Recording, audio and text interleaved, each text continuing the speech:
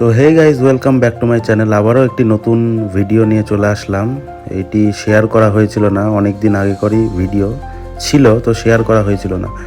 তো যাচ্ছি আমরা পুরুলিয়ার অযোধ্যা পাহাড়ে, দেখতেই পাচ্ছ পাহাড়টি। এখন উপরে উঠছি আর চারিদিকে প্রাকৃতিক দৃশ্য দেখতে দেখতে যাচ্ছি। এতই সুন্দর লাগছিল, খুব সুন্দর লাগছিল। ঠিক 1-2 ঘন্টা পরেই হোটেলে পৌঁছে গেছিলাম। হোটেলে পৌঁছানোর পরে তারপরে দেখছি একটি সিঁড়ি, সেখান দিয়ে আগে উঠলাম।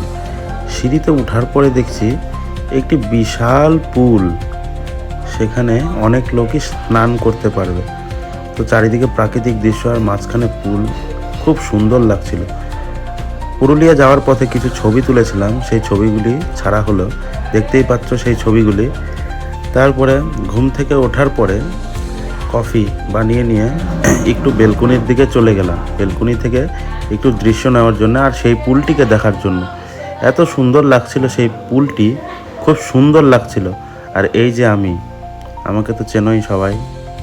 চারিদিকে প্রকৃতির দৃশ্য আর গাছপালা ঝোপ জঙ্গল দেখে মনটি ভরে গেছিল। এত সুন্দর জায়গা আমার সারা জীবন মনে থাকবে। পুরুলিয়া যাওয়ার পথে কিছু ছবি তুলেছিলাম, সেগুলিকে শেয়ার করলাম।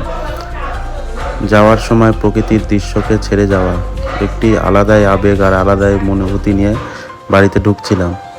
তো দেখা হবে নেক্সট ব্লগে। টাটা সবাইকে।